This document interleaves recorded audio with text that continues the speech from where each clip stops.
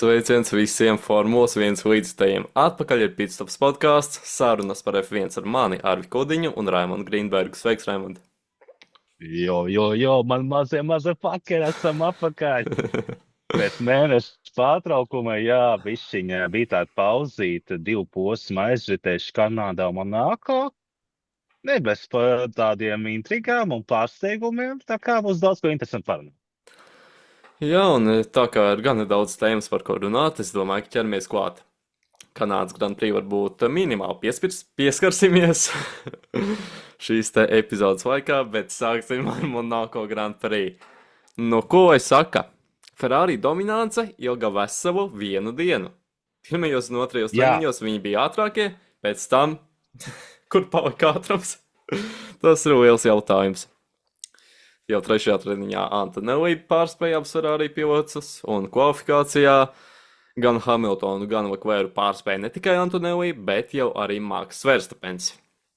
Un jāpiemina, ka kvalifikācijā šī ir tāda trase, kur tas tīrais dzinēja ātrums nav tik svarīgs. Tas nav tik ļoti pamanāms. Un pat šeit Aston Martin abi piloti, Strolls un Alonso, ierindojās pēdējās divās pozīcijās. Tas tomēr parāda, ka Aston Martin ir krietni lielākas problēmas nekā tikai dzinējs. Nē, protams, ja ar dzinēju viņiem viss būtu kārtībā, tad ļoti iespējams viņi jau vispār jau varētu sākt pieaubot, un šobrīd viņi būtu ātrāki, bet kā būtu, ja būtu, vai ne? Ir tā, kā ir. Kas tev sakāms par Aston Martin sniegumu šajā te posmā?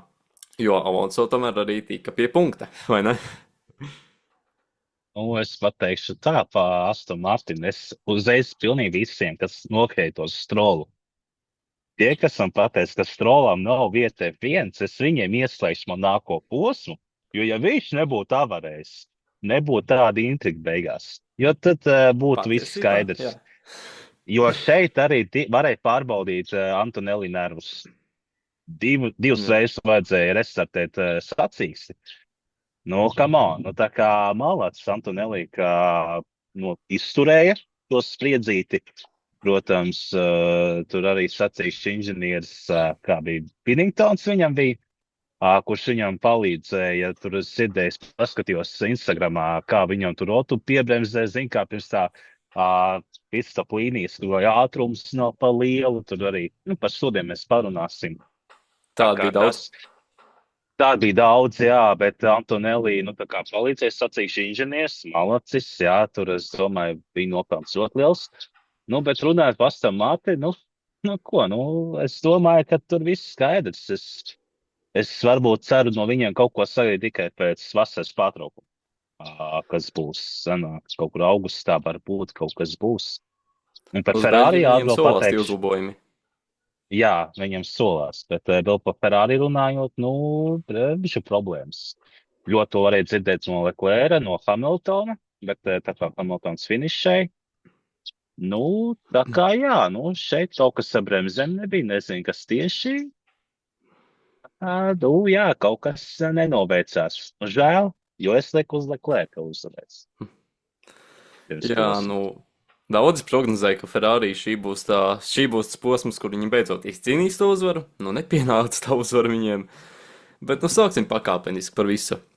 Tad Verstapens palika jau pirmajā aplī. Startā viņam kaut kas nogāja greizi ar formulu, acīm redzot. Un viņš tika līdz boksiem, bet tur arī viņa sacīkste beidzās. Šajā posmā izstājās arī Norris, protams. Viņam, starp citu, otrā izstāšanās pēc kārtas. McLaren tās neveiksmes ļoti regulāri piemeklēja šajā sezonā. Atceramies, ka Piastri sezonas sākumā vispār pie braukšanas sacīkstēs netika kādu laiku. Tagad Norris nespēja finišēt, diemžēl, problēmu dēļ. Būs viņiem jāmeklē kāds risinājums saistībā ar formulas izturību, protams. Un šis bija tas posms, kad, kā jau es iepriekš minēju, dzinējiem tik liela nozīme nebija. Un mēs redzam, kur bija McLaren. Faktiski viņi bija 4. ātrākā formula.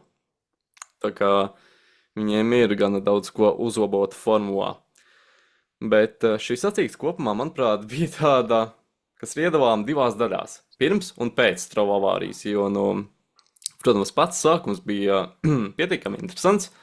Arī ar šo te Verstapena incidentu startā, kur viņš apstājās, kā jau es minēju.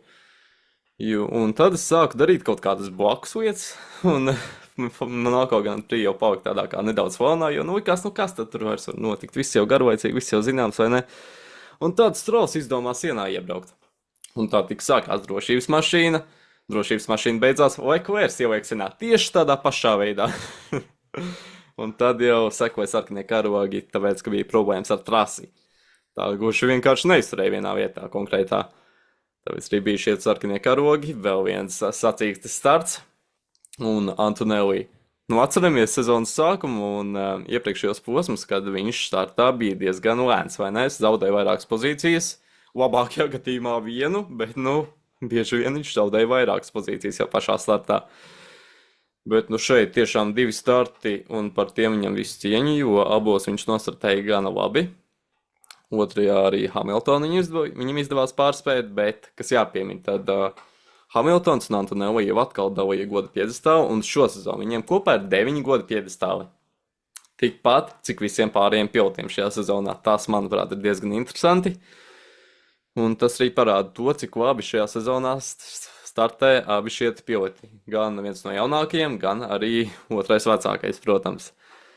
Bet Antonelli jau 5. uzvara pēc kārtas. Viņš ir pirmais F1 pilots vēsturē, kuram pirmās 5 uzvaras izdodas gūt pēc kārtas. Tas, manuprāt, ir tāds pieminēšanas vērts fakts, jo nevienam iepriekš tas nebija izdevies. Protams, tur senajos laikos vispār bija problēmas ar mašīnas izturību, bet jebkurā gadījumā tas, manuprāt, parāda šī pilota meistarību un arī stabilitāti. Kā tev šķiet? Jā, es aizklausījos, jo man kursa biedri uzrakstīja, ka viņa jautājumi nebūs. Tā kā, ko es tad solīju, jautājumi nebūs no viņas, bet tagad tu tā doma pa Antonelli, jā, un tā kā tas, ko tu gribi, lai es to pasaku? Izdomā. Kā tev šķiet, vai viņam izdosies saglabāt šo stabilitāti visu laiku? Nē. Es saku, ka lūzuma punkts būs pēc vasaras pārtraukuma. Tāpat kā ar Piastri bija pagājušajā gadā. Man liekas, ka ne viņš ir ļoti labs pilots, bet arī forma, protams, ir vislabākā. Es domāju, ka, varētu būt līdzīgs scenārijs kā ar Piastri, bet tur bija tā, ka vismaz Norris bija ļoti tuvu Piastri visu laiku. Šeit Ruselam ir kaut kāda mentālās problēmas sākušās reāli. Tur ir čekam.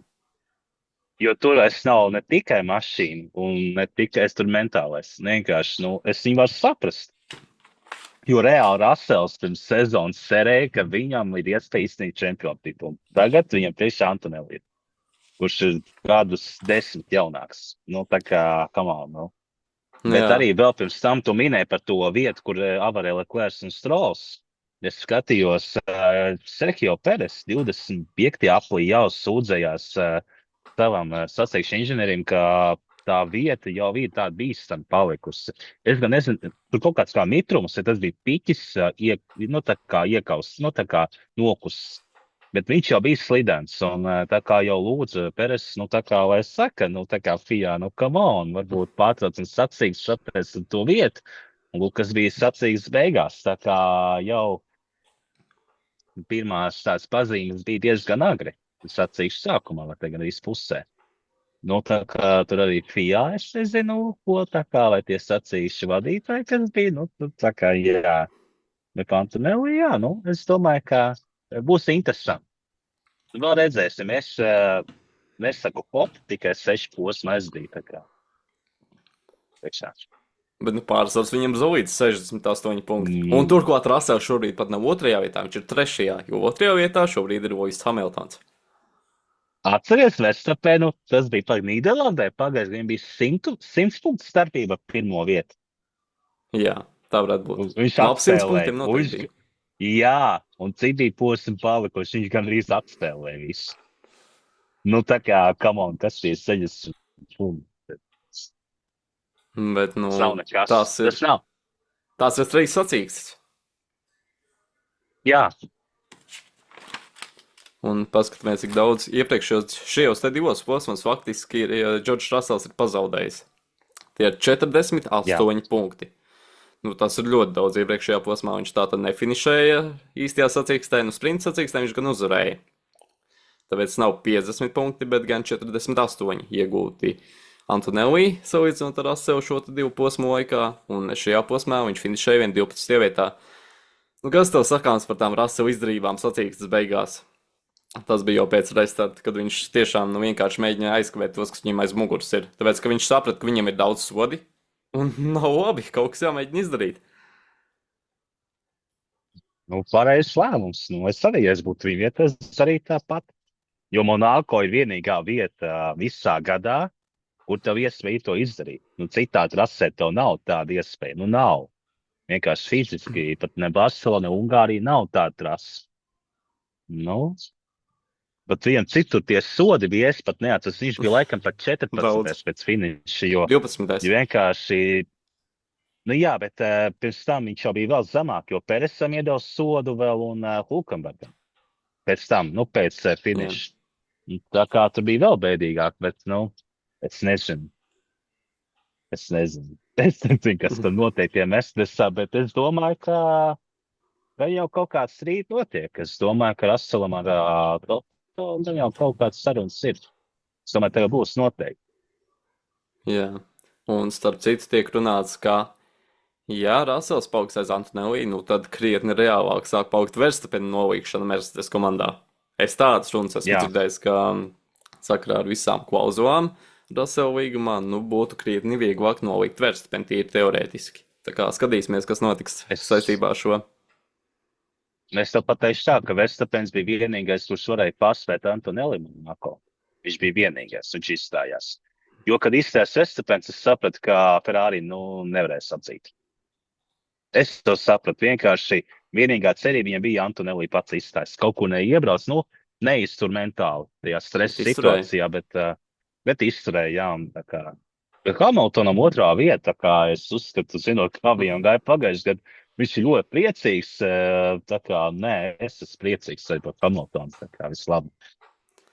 Jā, un starp citu runājot par šo te Russella pavainināšanos, nu man šķiet, ka varbūt pat labāk būtu bijis, ja viņš būtu braucis ātrāk. Turējies līdz tiem līderiem, kas viņam priekšā bija. Jo mēs redzējām, kāds bija tās starpības laika izteiksmēs starp pilotiem. Jau ļoti ātri tas pārsvars bija diezgan liels starp visiem. Atsatumi bija diezgan milzīgi, es teiktu. Jā, bet cik viņam bija tās sekundes, tie sodi? 10 sekundes viņam bija tajā brīdī.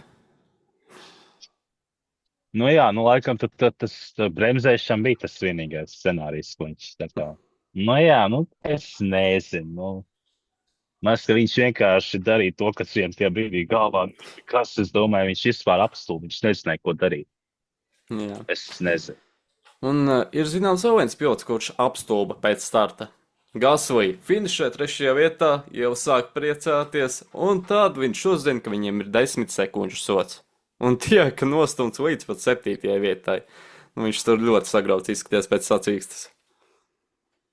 Es pateikšu, tas ir pļepīzģets vienkārši. Vispār bija fantasy iekšā, nu. Tas bija vienkārši, jo es tāds, what the fuck, kas notiek?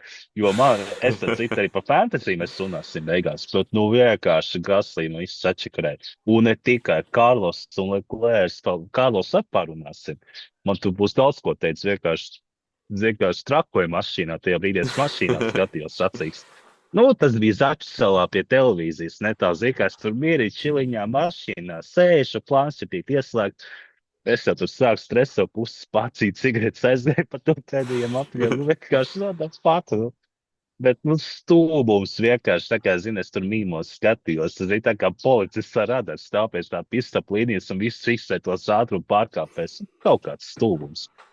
Tā tur pat gāja rūka, it kā kaut kāds brāķis ir. Ķīpa it kā brāķis, ka kaut kāds sensors ne tā nostrādēs, skatījos F1 TV, taču anglis. Nu, tā kā tie komentētāji runāja, ka iespējams kaut kāds sensoru problēmas, vai tas radars neprecīzi ātrumu uzvar vienkārši tāpēc visiem tie sodi krājās, jo viņiem man nelikās loģiski, ka visiem pēc kāds vienkārši 5 sekundes. Un tā kā nebija loģika, ja tur būtu dažiem, ok, bet tā kā tur visiem pēc kārtas gāja, tas man likās atdīvēni. Bet patiesībā tas bija Nu, tāpēc, ka šajā posmā tika citādāk mērīt šis te pārkāptais ātrums un ātruma šis limits. te, šis te. Labi, labi. Bet, nu jā, tā tad tika mērīts Jā, laiks, ko pilots pavada boksos, nevis mērīts jā. ātrums. Un tāpēc arī bija tik daudz sodi, jo ierasti tomēr tas tā nenotiek. Jo šajā gadījumā kaut vai nogriezt tur pusmetru, nu tas jau ir kaut kāds pārkāpums, un FIA tev var iedot sodu. Un tāds arī notika. Nu, diezgan strikti vērtēju šos pārkāpumus. Un tāpēc arī bija tik daudz sodu attiecīgi. Bet tagad es domāju, ka varam parunāt par Karlu Sainzu. Nu, tur bija Pagaid, es diezgan traki. pateikšu. Pagaid, Nu, nu. pagaid, par tiem pitstop līniju. Tad tā kā video ātruma redzēs bija. Zini, ka tu iebrauc un tu izbrauc vienkārši to laiku aprēķinu. Tā kā video ātruma rada Latvijā. Jā. Tu iebrauc to posmu, nobrauc, izbrauc aprēķinu laiku. Tad tas vidējais ātrums tiek aprēķināts. Jā, bet par Karlos lūdzu. Tā ir sapīga tēma. Ir restarts, un uzreiz 2 kontakti ļoti īsā periodā. Un daļai pie tā vainīgs arī bija Rasels, pilnīgi noteikti. Un pat vairāk nekā tikai daļai ar savu šo vaino braukšanu, protams, par ko mēs jau iepriekš runājām. Kas tev sakāms par šo? Tā, kad es to redzēju, vienkārši nošaupties gribējās. Nu, what the fuck, nu, pulkamies. Pēc tam Kola Pinto iebrauc. Nu, normāls, ir tā kā Mario Kart, citā spēlīte, nu, līdzīgi. Tas bija tāds, nu, pat tik žēl, jo reāli abi Viljams varēja būt punktos. Bija tāda iespēja. Un reāli es teikšu, ka Viljams ir ļoti uzlabojuši situāciju. Nu, tagad vismaz reāli uz kvalifikāciju uz Q3 jau tiek. Tā kā ir uzlabojumi, formula palikusi laikam beidzot vieglāka, ātrums parādījies, bet arī sacīs laikā, nu arī Viljams tur bija nesaprašanās Albonam, kad vajadzēja atdot vietu Karlosam, un Albons bija ļoti neapmierināts, diezgan strīdējās savu sacīšu inženieri. Nu, tur arī bija karsti gāja, bet tur bija tā kā laikam citā doma, es sapratu, lai Albons aiztur pārējos aizmēm, Karlos var tā kā aizbraukt tālāk, tā doma bija. Bet tad tur Albons ar vienu palaida, es neatceros, kuru. Viņa apdzina kāds, es neatceros, tas bija Hulkenbergs vai kurš tas bija. Tad Albons arī tīs satrakojās.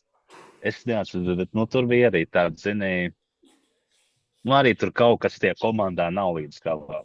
Diemžēl kaut kāds vecās, kaut kā veci ir tie stiliņi, kaut kā tie knipiņi vēl projām palikuši, tie, kas Viljams nav labā pusē. Bet, jā, nu, Karlos žēl izstājās, viņš bija 10, man liekas, vai 9. Nu, punktos viņš bija katrā ziņā. Punktos viņš bija, jā, un viņš man bija fantazijas, viņu ielicis pēc pāris posmas un pārtraukuma. Jā, nu, man tas bija mans pēdējais piliens, un, jā, nu, žēl, bet, nu, es ceru, ka Barcelona mājas trasa izdosies šajā weekendā, tā kā mums ir daudz sporta, mums ir Barcelona, mums pasaules kausa futbolā atšķirīgs, tā kā parīt. Jā, un šobrīd tieši Latvija pret Feiersalām spēlējas, starp citu, futbolā. Jā, es nezināju. Jā, pašlaik 0-0 pēc pirmā puslaika. Super. Spēle par bronzu. Svarīgākajā kausā pasaulē, kas, protams, ir Baltijas kausa futbolā. Nu, kas tad tur pasaules kausa? Nu, Baltijas kausa, nu, tā ir īstā vieta. Tas ir senākais kausa pasaules vēsturē. Jā, to es kas vēl pastāv. Jā, kas vēl pastāv, jā. Jā. Bet, nu, varam ķerties klāt nākamajai. Ļoti šādi. Jā, bet varam ķerties klāt viņa komandas biedram. Šarlam Leclercam viņš ir pagarinājis līgumu ar Ferrari, tātad līgums viņam beidzās pēc šīs sezonas, bet viņš to ir pagarinājis uz vairākām sezonām. Nu, tas nozīmē, kā minimums līdz 2028. gadam. Visticamāk, gan uz vēl ilgāku laiku šis līgums ir pagarināts. Tiek runāts, ka līdz pat 2030. gadam. Nu, kas tev sakāms par šo līgumu pagarinājumu? Es zinu, ja es būtu viņa vietā, es nezinu, cik man būtu bijis jāizsēr, lai parakstītu līgumu. Un cik man būtu jābūt stulbam. Jo, piedod, bet, nu, bet no vienas puses arī saprotu Leclerc. Jo kur tad viņam iet īsti? Nu, kur tad viņam iet? Nu, uz Red Bull viņš ies. šajā situācijā nē, Red Bulls nav pati vadošākā komanda. Nākamais Mercedes, nu, tur jau ir Russells Antonelli, tur jau nāk un redz Antonelli, Leclercam arī jau nāk 30 gadi. Čerbēs nav jaunies. Nu, kas vēl paliek? McLarens, bet tur jau ir Piastri Norris. Nu, un kaut gan arī par McLaren runā, nu, ka it kā Piastri var būt Red Bull. Nu, it kā pirms tam runājot, Verstappens iet ar Norris uz McLaren, jo Lambiārs iet uz McLaren drīz. Tā kā, nu, tad principā kā arī loģisks lēmums. Viņš jau neies uz Alpinu vai uz Hasu vai uz Aston Martinu. Tā kā, nu kur tad viņam iet? Nu, tur jau tā lieta, jā. Bet... Es arī nesaprotu šo visu runāšanu. Kāpēc viņš pagarina? Nu, paskatāmies reāli, nu, kur tad viņš iet tuvākajos gados. Ja nenotiek nekas ārkārtējs, nu, tad labākas opcijas īsti nav. Ja arī Verstappens aiziet uz to pašu Mercedes, kur viņš arī visticamāk ies, ja mainīs komandu un paliks Formula 1 vēl joprojām, nu, tad uz Red Bull vai tā ir labāka opcija? Nu, es šaubos. Ferrari man šķiet perspektīvāka komanda. Īpaši šobrīd ar Vasūru vēl kā komandas vadītāju. Un iespējams, es domāju, ka tas tika darīts, lai stiprinātu gan viņa pozīcijas komandā, gan arī Vasūra. Jo atceramies, kas bija Red Bull komandā vēl pirms salīdzinoši neilga laika, kad Verstappen līgumā bija klauzula, ka ja aiziet Helmuts Marko, tad arī viņš var aiziet. Kas to zina? Es dzirdēju tādas runas, ka iespējams kaut kas līdzīgs arī šajā līgumā iestrādāts, ka ja aiziet Vasūrs vai tiek atlaists, pilnīgi mierīgi var aiziet arī Leclerc. Tā kā šī varēja būt vienkārši iespēja, lai stiprinātu savu būtību komandā, savu pozīciju. Tā kā, un kā jūs minējāt, nu uz kurien tad viņš iet? Uz Aston Martinu, nu tur šobrīd vispār ir bēdīgi. Nu labi, varbūt tuvākajos gados arī būs labāk, bet nu nav nekādi pierādījumi tam. Tikpat tur pretī Ferrari, nu mēs paskatāmies, nu pēdējos gados viņi ir gājuši uz augšu, un šobrīd viņi ir faktiski otrā komanda aiz Mercedes. Labi, par to varam pastrīdēties, bet, nu, faktiski tā ir. Jā. Tāpēc, nu, manuprāt, ir loģiska padarīšana. Nu, varam pieķerties klāt atdo mērījumiem. Red Bull ir atzīts par labāko dzinēju, un par iekšdzinēju tieši. Šeit netiek ņemt vērā elektroniskā sistēma, bet Mercedes varēs veikt vienu uzlabojumu dzinējiem, jo viņi tika atzīti kā lēnāk par 2%. Viņu dzinējs precīzāk tika atzīts par lēnāk par 2%. Turpretī Ferrari būs pat 2 uzlabojumi pieejami, tāpat kā Audi un Honda. Tā kā būs iespēja šīm komandām uzlabot savu dzinēju, Red Bull tādas iespējas nebūs. Un tāpēc arī viņi ļoti iespējams vēlas, jau uz nākamo sezonu tika mainīti noteikumi. Un būtu jāpārbūvē šis dzinējs. Jo tādā gadījumā šī attiecības starp elektronisko jaudu un iekšdedzes dzinēju vairs nebūtu 50-50. Un faktiski arī šobrīd nav tā attiecība ar tuvu 50-50, bet nu, tā nav tieši 50-50. Kas tev sakāms par šiem te FIA mērījumiem? Interesanti. Pirmkārt, es biju lasījis, ko Hamiltons teica. Jā, tā kā Ferrari, tad bija lasījis žetonu, tiks dot. Es jau tā smējos, ka es līdz Vegasā varēs apvaidīt žetons, un tur tiku lielo novarēs izot. Bet Hamiltons pareizi pateica, tāpat tas paņems laiku. Nav tā, ka nākamā nedēļas tā vajag atjaunām uzvaras dzinējiem. Tāpat paies mēneši, tas varbūt reāli uz nākamo sezonu tikai kaut ko dos. Tā kā, un, protams, te labi ziņa Mercedesam, jo Mercedes jau tā ir ātrāk iedojas, un viņi vēl var uzlabot dzinēju. Tu tur vispār, es nezinu, tā kā man tas nedaudz, ko es sakot, uztrauc. Tieši pa konkurenci. Tādā ziņā. Viņiem varētu būt tiešām raķešu kuģis. Jā. Bet, interesanti, jā, es tev piekritīšu, bet, tas tomēr arī parāda, ko Mercedes ir izdarījuši formulas ziņā tīri. Saistībā ar visu, ar šasiju un ar to, kā viņi iegūst elektronisko jaudu. Jo viņiem pat nav labākais dzinējs, un viņiem ir tāds pārsvars tieši daudz domāju, ka daļa dzinēja, un beigās tā nav.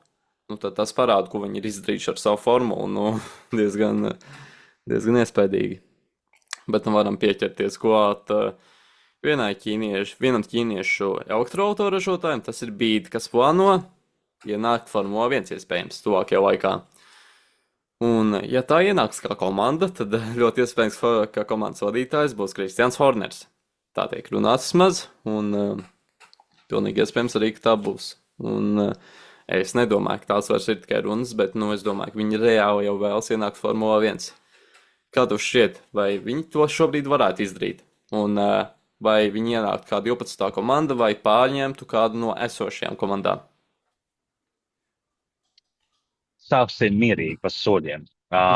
Sāksim ar to, ka BYD ir elektroautoražotājs. Viņi neražo iekšzemes dzinēju. Nē, es saku, pirmkārt, Formula 1 nav elektroformula. Tas nav Formula E. Tāpēc man tas tā kā nešķiet loģiski no viņu tā kā biznesa viedokļa. Jo vēl iet pat runas, ka, Sulājums jau grib, lai V8 atgriežas 30. gadā vai 31. Tas vai tādam... Kas viņš? Tev nezinu. Nebūs tīri iekšzemes dzinējs. Būs arī kaut kāda daļa elektroniskā jauda. Bez tā mēs neiztiksim. Kaut kāda būs, bet es domāju tieši, ka būs atjaunojamā degviela. Tā kā tas iet runa, ka būs tā degviela, nebūs parastais benzīns. Bet es nezinu, ja viņi tiešām būs, tas bija aidīts, tad tā 12. komanda. Es neredzu, kuru komandu ņems ārā. Alpine. Ja Horners, kā Alpine. Kā iet runas pa Alpine, jā. Racing Bulls. Nē, Racing Bulls paliks. Tas zinēja. Bet pēdējā laikā jau sākās tās runas par to, ka komandām sāk nepatikt tas, ka ir otrās komandas. Ir īpaši pēc Toto Wolfa mēģinājuma it kā nopirkt daļas Alpine komandā. Un tad uzreiz sāka virmot šīs runas par to, ka tādas otrās komandas vispār nevajadzētu atļaut. Un kāds to zina, varbūt tuvākajos gados jau aizliegs šādu te padarīšanu. Jā, arī tas pats, ka Haas ir principā otrā komanda Ferrari. Ja ne īsti. Ja īsti, bet ķipa ir. Tā kā, tu jau nezini. Mēs jau neesam iekšā tajā virtuvē. Tu jau nezini, ja mēs aizies strādāt uz Haas komandu, tu jau nezini, ko mēs tu uzzināt. Domā, ka mēs tāpat visi nezinām.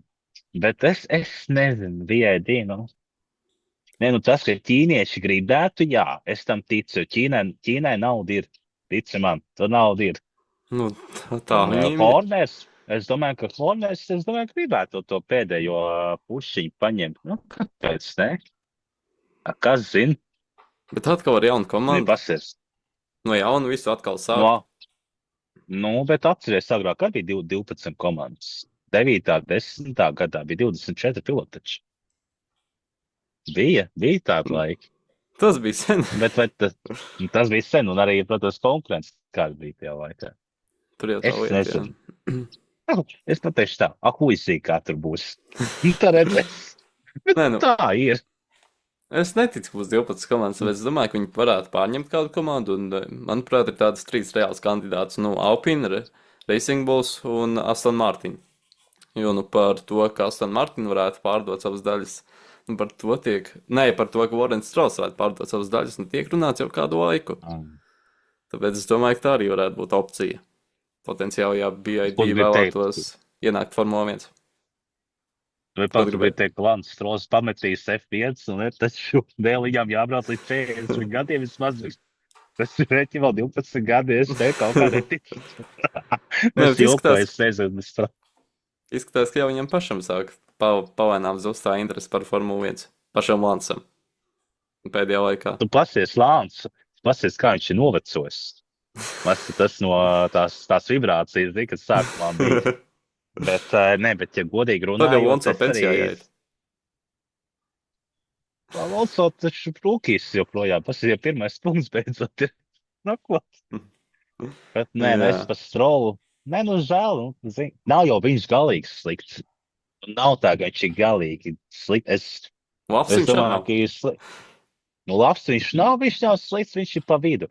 Tā kā pareizi Alsputniņš teica, viņa vietā vēl 100 varēja braukt. Tikpat labi. Var braukt, ja kurš cits. Jā. Bet vai viņš būs labāks, neteikšu. Vienīgam es vēl smējos, ka Strolam rakstīts, ka līgums. Tur nav pat rakstīts, kad tas termiņa beigas. Vienkārši, nu, tas nav bez termiņa līgums viņam ir. Nu, tā kā, Gribi brauc, negribi, nē.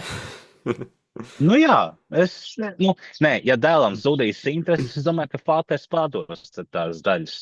Es domāju, tāda iespēja. Tāda scenārijas var iedomāties, jā. Nu, labi, tagad varam piķerties klāt tam, kas mūs sagaida šajā nedēļā. Tas ir Barcelonas Grand Prix. Tātad šajā trasē būs četras zonas, kur var izmantot taisnes režīmu.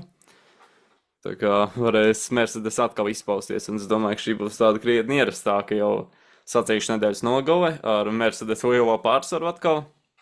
Un Ferrari mēs tādās pozīcijās neredzēsim pat pirmajos treniņos. Un Verstappenu arī tik augstu, ne. Bet vēl kas jāpiemina, tad būs mīkstākas riepas nekā pagājušajā gadā. Par vienu soli uz leju iesim. C2, C3 un C4 būs pieejams pilotiem. Nu kā tev šķiet? Ja tev būtu jāprognozē šīs sacīkstes uzvarētājs, kurš tas būtu? Kimi. Sastāv uzvar pēc kārtas, jā? Jā. To es gribētu redzēt, patiesībā sakot. Es saku tā. Es saku tā, trīnieks. Pirmais Kimi, tad būs Leclerc, un trešais būs Verstappens. Es atkal prognozēju Russella atdzīvošanos. Es prognozēju viņu uzvaru. Nē, es kaut kā tik ātri, es neticu, jo tik ātri es neticu, ka viņš pēc nedēļas atgūsties vēl no Monako. Ne, nu var būt visādi, bet es... Bet šī trasa viņam ir piemērotāka. Barcelona. Jā. Nu, ir, jā. Tāpēc, kas zina? Bet, pagad, man arī mašīna ir piemērotāk, bet tas nenozīmē, ka es pēkšņi vajag labi braukšu. Jā. Nē, Kanāda jau rīt, kā viņam bija piemērot, bet mēs redzējām, kāda cīņa beigās bija.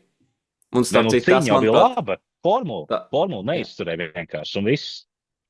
Jā, tas, manuprāt, arī parādīja Antonello līmeni. Viņš Russellā iespējams labākajā trasē spēja noturēties vienā līmenī ar viņu. Nu, tas, manuprāt, parāda to, ka viņš ir gatavs cīnīties par titulu. Redzēsim, viņš, protams, varēs noturēt visu sezonas garumā, jo tu jau minēji piemēru par pagājušā gada Piastrī. Bet, viņš izskatās pēc tāda pipariņa, kas to arī mierīgi varētu izdarīt. Bet... Kaut gan Antonelli šogad ir diezgan tāds uzvilcies. Viņš parāda savu itāļu temperamentu. Pasies, kā tur sāp ļaustīties. Viņš vajag tādi apmierināts, ir tāds bieži. Bet jauns viņš jau tas ir gadi paies, viņš nomierināsies. Jā, pasties Hadžāru vispār.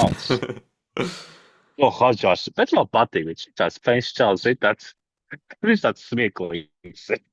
Vai pa Hadžāru mums sabūs jāparunā? Brīžiem, kad viņš bļauj ar savu franču akcentu, ir grūti saprast, ko viņš saka, atklāt sakot. Viņam smieklīgs akcents, es nezinu. Jo viņš tā kā mēs no Alžīrijas, tā kā no tās puses nāk. Nu, tie radi. Jā. Viņš kaut kur no Marokas. Jā. Bet, par Hadžāru arī es gribu parunāt. Kā viņam neiedēl šajā posmā pirmais piedestāls? Nu, es tā teikšu, tas tāds riskīgi. Kāpēc? Viņš ir bieži izbrauc no trases ārā. Come on, es nezinu. Beigās viņam piedestāls. Beigās, jā, bet ceturtais bija Piastri, jā, beigās. Jā. Jā, tad...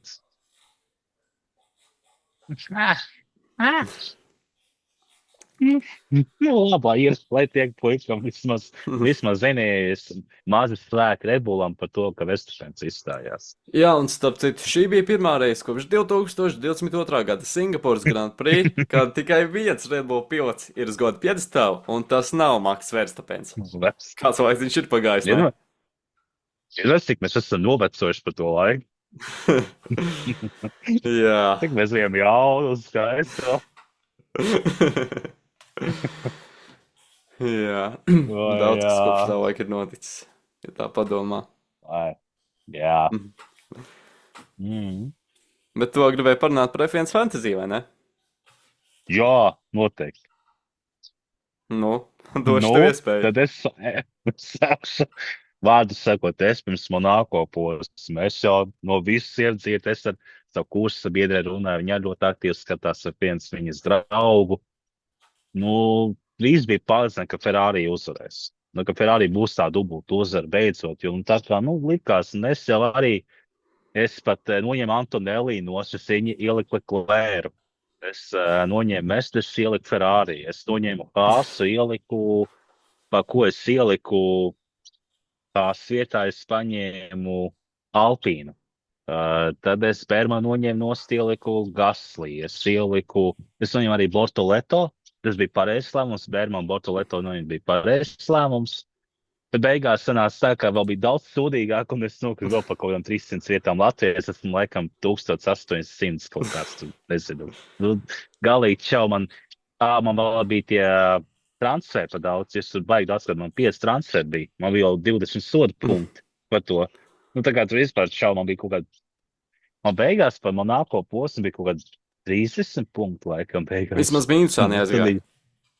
Nu, mīnusā neaizgāja, bet, teikšu tā, ka viss sabojāja pašas beigas. Ja Leclerc būtu finišējis un Carlos arī būtu, tad viss būtu ok. Man Kola Pinto vēl bija Pinto paņēmis Bortoleto vietā. Nu, Kola Pinto arī viss sapnis beigās. Bet pēdējos posmos, kā viņš brauc, cik ātri. Jā, kāds vispār pozīcijas viņam bija. Es teikšu, ka Alpīns ir diezgan zolīta 5. komanda. Stabila 5. komanda pagaidām. Jā, es arī veicu vairākas. Izmaiņas pirms Monako Grand Prix. Jā, tu pateiksi piedod. Bet mēs par Racing Bulls aizmirstam parunāt, ka viņi arī ļoti labi nostartēja. Jā, starp citu 5. sastāvvieta. Jā, Limblāds, un taču bija arī Fantasy. Un Lawsons malacis, viņš ir tāds nestabils Lawsons, Limblāds. Labi, Lawsons pats nav īsti stabils, bet Limblāds, malacis, izšā. Bet kā Wimbledam sagāja? Jā, nereāls. Jā, viss sacīgs, viņš nebrauc boksu apmeklējumu, boksos, un tad pēkšņi sarkanie karogi. Un kādās pozīcijās viņš ir? Viņš tādās nebūtu bijis, ja viņš nebūtu tā riskējis. Tāpēc dzīvē vajag riskēt. Nē. Un arī Formula 1, protams. Un Lawsonam, protams, 5. vieta. Viņam krietni, teiksim, tā normālāk, tas nav tik dabiskāk. Jā. Bet, rezultāts ir rezultāts, un tas arī ir svarīgākais Formula 1. Stāst par savējiem. Tātad es tur vairākas izmaiņas veicu. Vairākas, kādu labu, kādu sliktu. Bet es tagad nevaru apstīties, ka man punkti ir. Fantasy pēkšņi neiet tieši šodien, kad vajag tieši vajadzēja paskatīties. Tieši mums vajadzēja. Es paskatīšos. Paga, es ātri iečikošu. Mums 1 minūte. Izsledē. Pagaidi. Nav, unavailable. Viss. Jā. Nestrādāja. Kaut kāds sūds uznācis labi. Paks. Jā, bet vairākas interesantas tēmas šajā epizodē apskatījām, vai ne? Tiekamies jau nākamajās reizēs, tā?